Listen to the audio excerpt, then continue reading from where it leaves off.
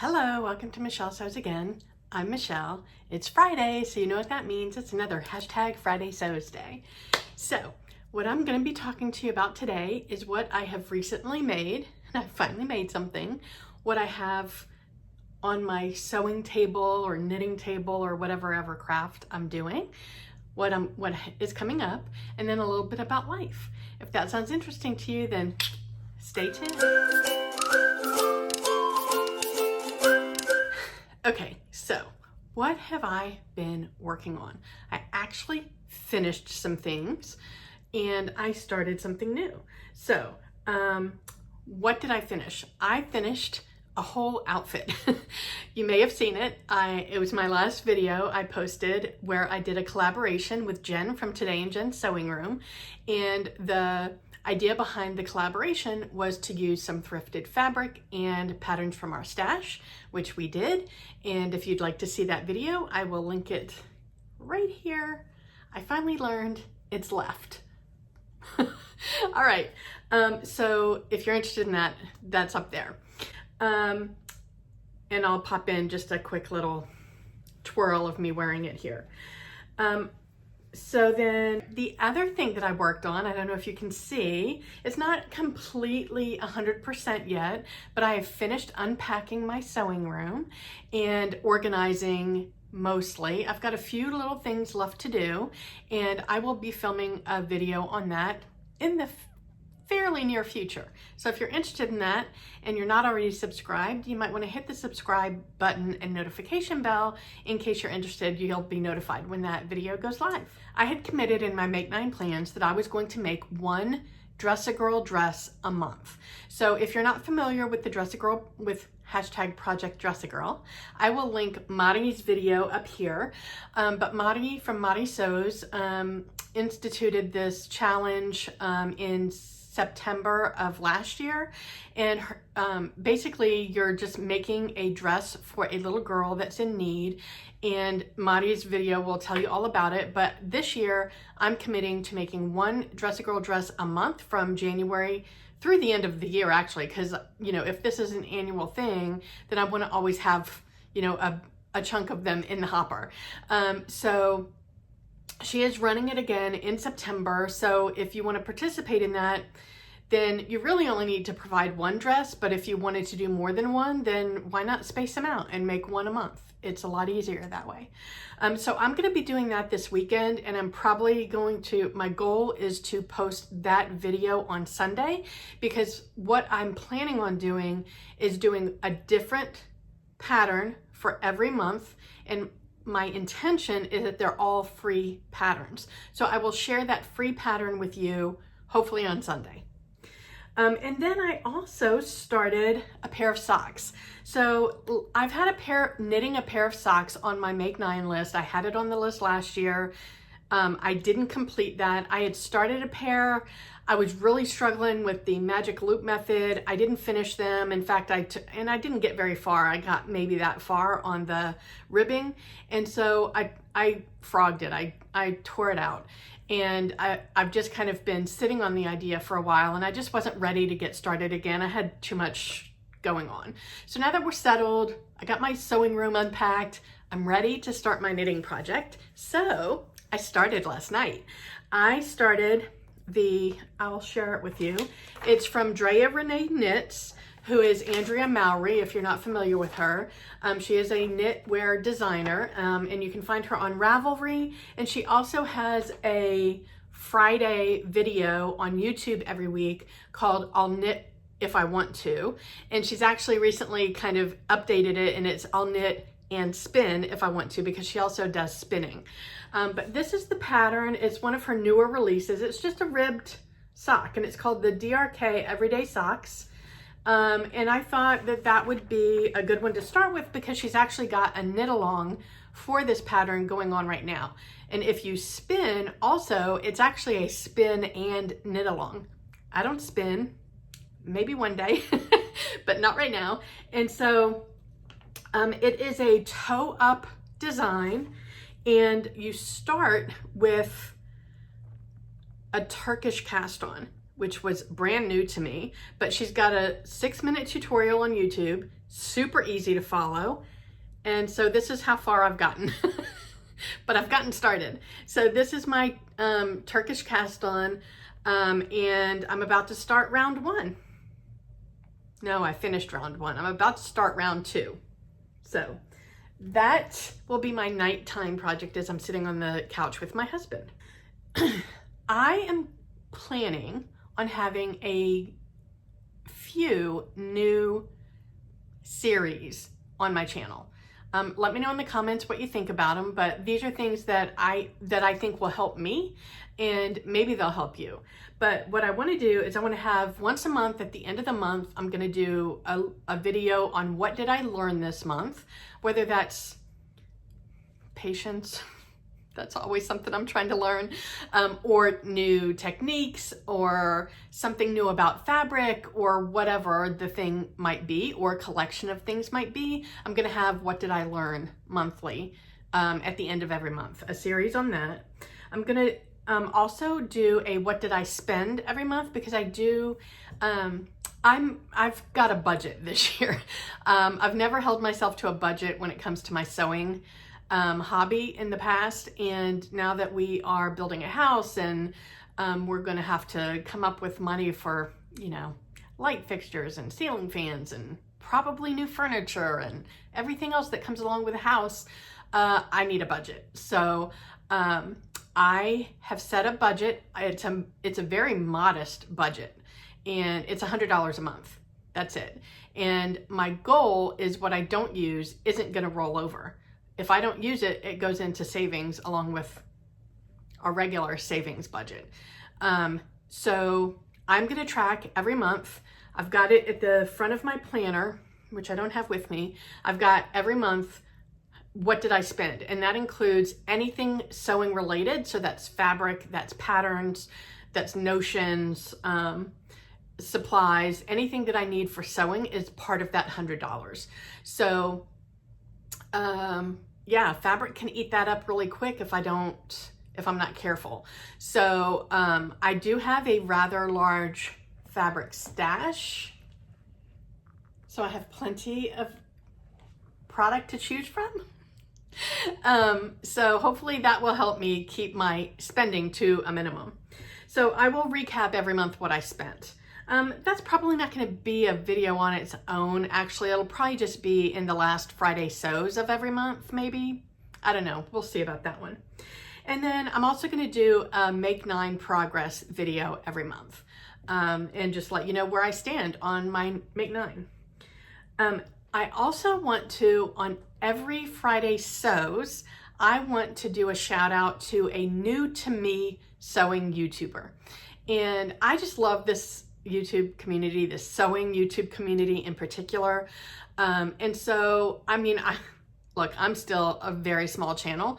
I just reached 1,500 subscribers, which I honestly, when I started this, never even imagined that that was possible.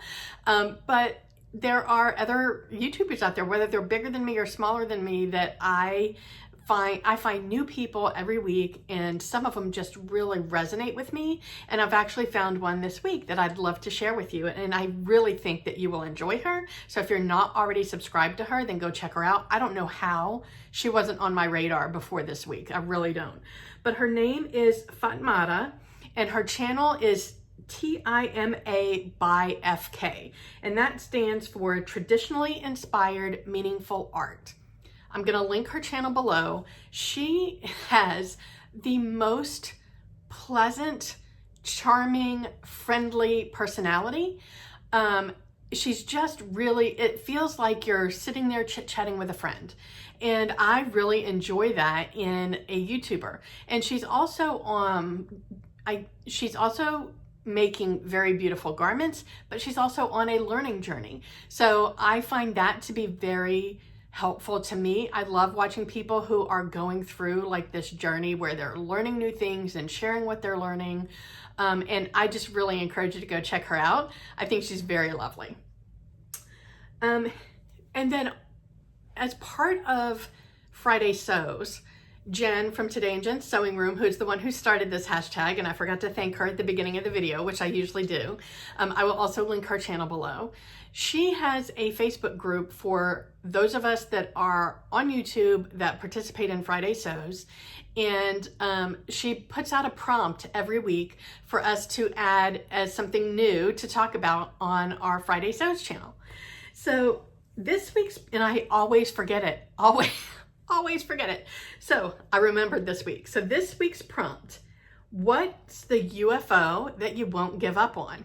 Now, here's the thing. I don't have UFOs usually because I am a very monogamous sewer. From start to end, I work on one project. I'm not the type that like cuts things out, and I don't batch cut projects. I don't have multiple things going at one time. Now, I've also never made anything super complex that you would want to like start on and set aside and have some other things going. So that's also part of it. But I do have one, well, technically right now I have 3 UFOs, but 2 of them are just because I started them before I left Miami and I had to pack up my sewing room. And then when I started sewing, once I got back, I had a deadline to work toward for my collaboration. So those 2, I don't really consider them UFOs because they're gonna get finished probably this weekend. The real UFO is a pair of pants that I started well over a year ago. I started them in like September, October-ish of 2020. So here we are in 2022. All of 2021 is gone. These were started back then. So they are the Seamwork Moji pant, which you can't even find on their website anymore, but there is another pattern. I forget the name of it. It might be called WAIWT. I'll link it below. It's very, very similar. The difference looks to be the cuff at the bottom of the pant. So I started making this pant. The only thing I have left to do is to put the waistband on, I think. But when I tried them on without the waistband, they were super huge. In fact, the legs were just way too big. And I just didn't have and the crotch was too low, like everything about it was too big. And I cut the size that they told me to cut based on my waist measurement, my hip measurement. So I need to go through, and I don't want to give up on those. So if I were to start making these pants today, I would not make them in this fabric. The fabric's fine. It's just not really me anymore. But if I finish these, I will wear them. They will go with stuff that I make. But they are an olive green. Is this stretch? Yeah. It's an olive green stretch twill. Sorry, they've got like fuzz. But you can see I finished the cuffs. I finished the pockets. I have actually finished everything about this except for the waistband. So they're just, the legs are just, the thigh is just way too big. And especially after, if you watched my faux jumpsuit video, then you know that the super big bottoms don't work on me. So here's the thing. When you make an outfit, the rule of thumb is to have, you shouldn't have both pieces super tight or both pieces super oversized. You should have some balance. So if you're gonna wear big, voluminous bottoms, you should have a more fitted top. It doesn't have to be tight, but it should be more fitted and not big and oversized. If you're gonna have a big, oversized top, your bottoms should be slimmer fitting, not tight. You can do tight, but they don't have to be tight, so that you have balance. Because I like my tops to be on the bigger, roomier side, I don't like my tops to be fitted at all. So I'm never going to do the bigger, oversized bottom with a slimmer fit top. It's just not a combination that I'm comfortable in. So I will usually do a bigger, boxier, slightly oversized top and the slimmer fitting pants. So those pants, although they're not a wide leg pant, they're just oversized, and I don't think, and they're not intended to be that big. So I don't know why cutting that size, those ended up as big as they did. So I want to spend time fixing the fit on that pant. So that's my one UFO. It's my only UFO, and it's the only one I'm not gonna give up on. Wow, that was really long-winded. Okay, so that's it for sewing stuff. So life-wise, really the only thing I have to share with you is that in my last Friday Sews video, I mentioned that we were going to have our design meeting on Sunday to pick out all the finishes for the house. So we had the meeting. I was really nervous about it. The design consultant that we had for our meeting was fantastic. He made the process so much less stressful than I was expecting it to be. So we got everything picked out, and we left that meeting really happy with all the decisions that we made. We made one compromise that I'm not thrilled with, but the cost of some of the other options had gone up substantially, and those were have-to-have things, at least for me. So we did have to make some compromises in a couple of places to stay within our budget.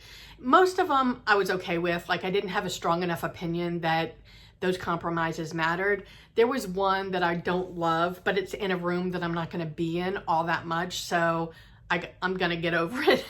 But other than that, super happy with every decision that we made and really excited about this whole process. Now, because of COVID's really impacted the whole like house building industry. And even though we've already signed our contract and everything, and we've got our lot of land, we got word after the design meeting, they're probably not going to break ground until March. It's clearly not a weather issue here. Like, the ground's not frozen. It's Florida. It's just manpower and resources issues. Sucks. But we do have a lease signed in this apartment for a year. They are anticipating the house being finished anywhere between August and November, probably more on the November side, which actually works out well for us because it would cost us money to get out of the lease early. So it's probably, from a timing perspective, going to work out great. So if you enjoyed this Friday Sews and you want to see more of them, check out this link here. It'll take you to my Friday Sews playlist, and you can binge watch if you feel like it. Wherever you are, I hope the weather's amazing. I hope you're able to get some sewing in, and I will talk to you next time. Bye.